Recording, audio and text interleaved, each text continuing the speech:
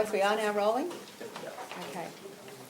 Well, it's great to be here in the northern suburbs of Cairns with Justin Lambert and members of his family who are running a small family business that we'll talk a little bit about in a moment. I'm also pleased to be joined by the Deputy Premier, Andrew Fraser, and Steve Wettnell, the local member here for Barron River. This week I've been talking a lot about education, and one of the reasons I think investment in education and skills is so important is that it's through those investments that we can see innovation in the economy. Innovation is what drives productivity. With innovation, people can develop better and smarter ways of doing things. It's innovation that gives an economy its real grunt. In the last 2 years, we've been trialling a program called What's Your Big Idea? And we've seen small businesses across Queensland in their hundreds apply for a little bit of government assistance to take a small idea and turn it into a big idea.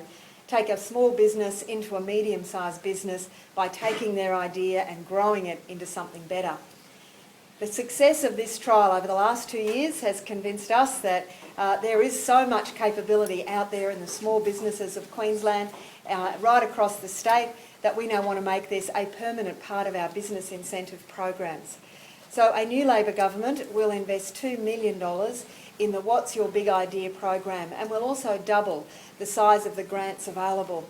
During the trial, we made grants of up to $20,000, during the trial we made grants of up to $50,000 available. Given some of the great ideas we've seen and how much support we'd like to give them, they will now be eligible for up to $100,000. The project that we're looking at here is a great example of what this program can do. This company has been working with a form of solar heating that recycles water to heat swimming pools. It's been a good little business for some years, but they've got a big idea. They want to take this technology and use it to increase the temperature of soil so that tropical plants and tropical crops like bananas can actually be grown at full capability all year round. So it's a good idea that can become a big idea. It's now in trial phase because this company got one of the Big Idea grants. What's Your Big Idea grants is about taking great ideas from small business, building them up through a trial phase so that they can become a bigger business. All of that drives productivity, it drives jobs, and it drives smart economies. Here in Cairns, we know that tourism is a very important part of the Cairns economy, but a strong Cairns economy of the future has to be diversified. We need to put more capability into the Cairns economy, building tourism, but building other areas of business. And this little business here is a great example of something that could seriously invest into the Cairns economy for many decades to come with this big idea. So very pleased to be here to talk about what is a great local idea that could in fact drive the Queensland agricultural economy to a higher level of productivity if it's successful. I'll invite the Deputy Premier and Justin Lambert to make some comments, but I also want to talk a little bit about another announcement we'll be making later. I know we have some members of the local media here, so I'll just very quickly.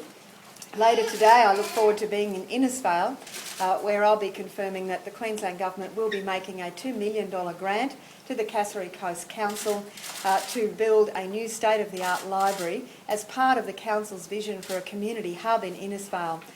Unfortunately, the old library was decimated by Cyclone Larry, and it has been operating out of a community facility ever since. But it's starting to outgrow that facility, and we want to see a great library in a great town like Innisfail. So a $2 million investment in a new library that will be part of a broader vision that the local council has to build a community hub based around that library. So we'll make the land available, the council will make the land available, we'll put the $2 million in, and the council then wants to build onto that with other community facilities. So a great idea in Innisfail that will not only give them wonderful library facilities, but I think we all know that particularly in smaller towns, a library can be a real meeting place, somewhere that really is the heart of a community, and I'm looking forward to talking to the people of Innisfail about that project.